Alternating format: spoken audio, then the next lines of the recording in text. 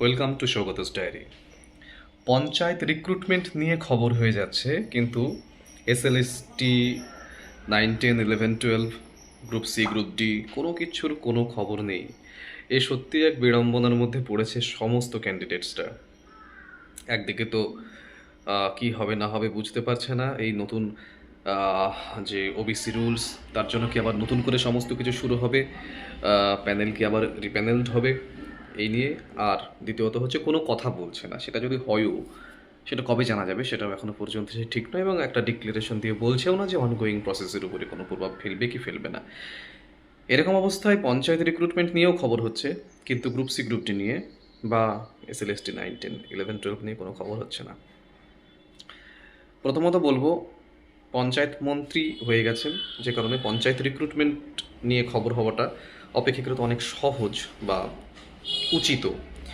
কিন্তু সেই হিসেবে লক্ষ্য করলে দেখা যাচ্ছে যে এসএসসির পার্মানেন্ট চেয়ারম্যান অথবা আহ, মানে মন্ত্রিসভার যে পূর্ণ যে গঠন সেটা এখনও ঠিকঠাক নেই। সমস্ত কিছু মিলিয়ে একটা মানে ব্যাপারটা হচ্ছে, যখন কোনো একটা নোটিফিকেশান জারি করতে হবে তার তো সিদ্ধান্ত নিতে হবে, সেই সিদ্ধান্ত কে নেবেন? তাই চূড়ান্ত সিদ্ধান্ত নেবার মানুষের অভাবে হয়তো এই সময়টুকুতে 9, 10, 11, 12 সমস্ত কিছু কিন্তু স্থগিত রয়েছে। স্থগিত বলতে স্থগিতাদেশ দিয়ে বা কোনো স্টে রাখা এরকম কোনো কিছু বলছি না, একটু ডিলে হচ্ছে, ঠিক আছে, আর একটু অপেক্ষা করতেই হবে। এবার আছে একটা নোটিফিকেশান নিয়ে, একটা স্কুল সার্ভিস কমিশন নোটিফিকেশান করেছে মধ্যশিক্ষা পর্ষদকে। ভ্যাকেন্সি লিস্ট যেটা পাঠানো হয়েছিল আর কি, সেখানে প্রবলেম ধরা পড়েছে, এবং সেই প্রবলেমটা মানে এর আগে আমরা দেখেছি যে স্কুল চুজ করবার পরে স্কুলে জয়েন করতে গিয়ে সেই স্কুলে সেই পোস্টে কোনো ভ্যাকেন্সি নেই, এবং সেক্ষেত্রে কিন্তু বিরাট একটা অসুবিধার মধ্যে পড়েছেন। মানে খোঁজ নিয়ে জানতে পারছেন যে নেই। মানে এই সময়টাই কি হয় যে এত কষ্ট করে সাধনা করে যে চাকরি পাওয়া হলো সেটার আর মানে যেখানে আমি 20 বছর 30 বছর চাকরি করব সেটা আমার ইচ্ছে মতো হলো না আর কি, আমার পছন্দের মতো হলো না। এটা যদি হয়ে থাকে তাহলে খুব খারাপ হবে আর কি। তো সেক্ষেত্রে ভ্যাকেন্সি প্রবলেম অব্যাহত ছিল, এবং ভ্যাকেন্সি লিস্ট চাওয়া হয়েছিল। ভ্যাকেন্সি লিস্ট চাওয়ার পরেও যেটা পাঠানো হয়েছে সেখানেও আবার কিন্তু প্রবলেম ধরা পড়েছে। রিজিওনাল অফিসকে আবার তার জন্য বলা হচ্ছে যে যে ভ্যাকেন্সি লিস্ট দেয়া হচ্ছে সেখানে প্রবলেম রয়েছে, আপনারা আবার নতুন করে সমস্তটা ভেরিফাই করুন এবং পাঠান।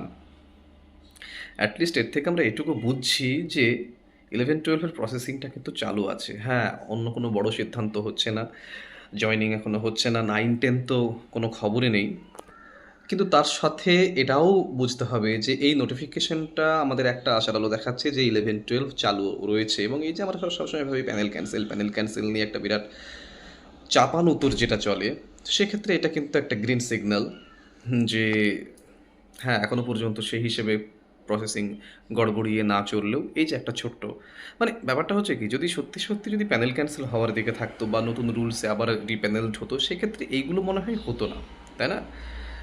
আমি বারবার বলি, আমার তো উপর মহলের সঙ্গে যোগাযোগ নেই, প্রেক্ষিত বিচার করে কথা বলা কাজ, সেটাই করবার চেষ্টা করি।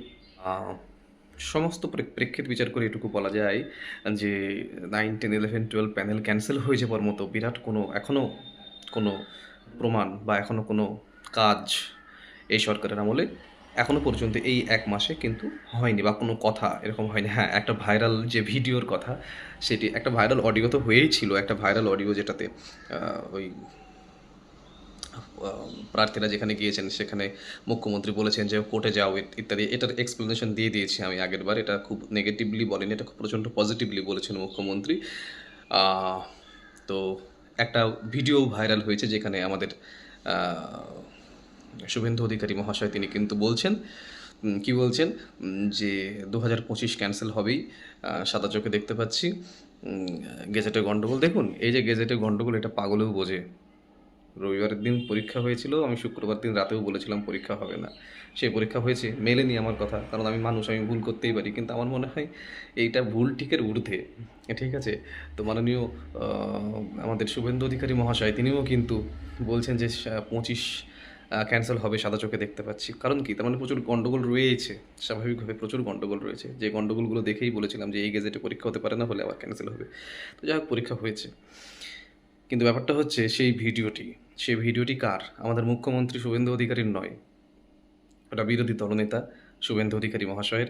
বিরোধী থাকা অবস্থায় একটা মানুষ যেভাবে যা কথা বলেন, তিনি ক্ষমতায় চলে এলে তিনি সেভাবে কথা বলবেন না। বিরোধিতা করা অনেক সহজ, বিরোধিতাতে চিল্লানো অনেক সহজ, চিৎকার করা অনেক সহজ, কিন্তু ক্ষমতায় আসলে তিনি শুধুমাত্র তাকে যারা জিতিয়েছেন তাদের মুখ্যমন্ত্রী নন, তিনি যাদের বিরুদ্ধে চিৎকার করছিলেন তাদেরও মুখ্যমন্ত্রী।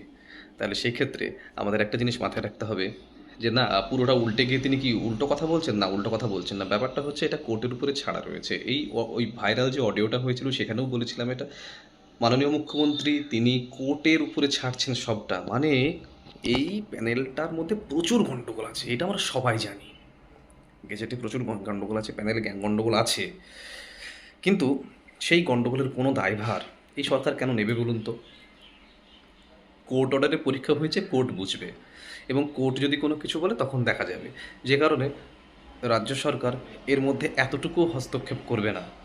তাই সেই ভাইরাল ভিডিওতে যেটা দেখা যাচ্ছে 25 ক্যান্সেল হবে, আমি দেখতে পাচ্ছি। তার মানে এমন নয় যে আমাদের মুখ্যমন্ত্রী শুভেন্দু অধিকারী মহাশয়, মানে ওটা বিরোধী দলনেতা শুভেন্দু অধিকারী মহাশয় বলেছিলেন, কিন্তু মুখ্যমন্ত্রী শুভেন্দু অধিকারী মহাশয় তিনি কিন্তু ওটা বলবেন না। কারণ এখন যদি তিনি এসএসসির বিরুদ্ধে কথা বলেন, এসএসসি তো তাঁর এখন, তাই না? তাই এখন এই মুহূর্তে তিনি আর ওগুলো বলবেন না।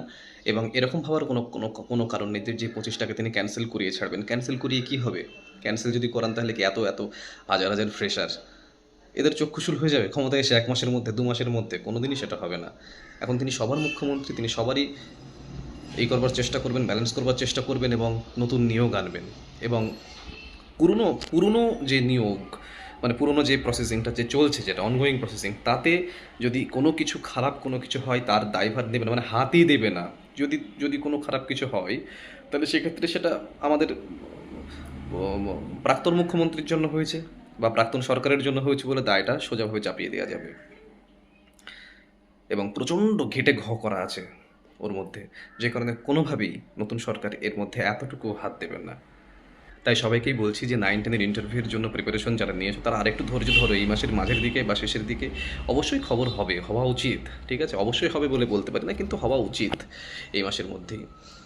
অ্যাটলিস্ট শুরু না হলেও, ইন্টারভিউ বা ভেরিফিকেশন শুরু না হলেও শিডিউলটা দিয়ে দেওয়া হয়তো এই মাসেই হতে চলেছে। আর একটু ধৈর্য ধরতে হবে। আপার প্রাইমারি আসছে, কিন্তু আপার প্রাইমারি শুরু করুন, ভালো করে শুরু করুন, দারুণভাবে শুরু করুন। আপার প্রাইমারির ক্লাসগুলো ফলো করুন। প্রত্যেক দিন 2-3টে করে আপারের ক্লাস আসতে চলেছে, আসছেও, সেগুলো ফলো করতে হবে। এবং যদি পড়াশোনা সংক্রান্ত কোনো কারণে আমার সঙ্গে যোগাযোগ করতে হয়, এই নম্বরে আপনারা যোগাযোগ করতে পারেন। এমনি অন্য কোনো আপনাদের কোনো ওই ভেরিফিকেশন ইন্টারভিউ কবে হবে বা এরকম কোনো প্রশ্ন করবেন না। আপনাদের যদি মনে হয় যে পড়াশোনা সংক্রান্ত কোনো কথা বলবেন বা পরামর্শ চাইবেন, হ্যাঁ, আপনারা নির্দ্বিধায় ফোন করতে পারেন, হোয়াটসঅ্যাপ করবেন। আমি যদি প্রয়োজন মনে করি আমি নিজেই ফোন করে নেব। এটা সম্পূর্ণ ভালো লাগা থেকে আপনাদের পাশে আছি। ভালো লাগে আপনারা চ্যানেলটিকে সাবস্ক্রাইব করুন, বেল আইকনটি প্রেস করে রাখুন, যাতে যাতে সবার আগে নোটিফিকেশন আপনার মোবাইলে গিয়ে পৌঁছয়। ভালো থাকুন, দেখা হচ্ছে পরের ভিডিওতে খুব তাড়াতাড়ি।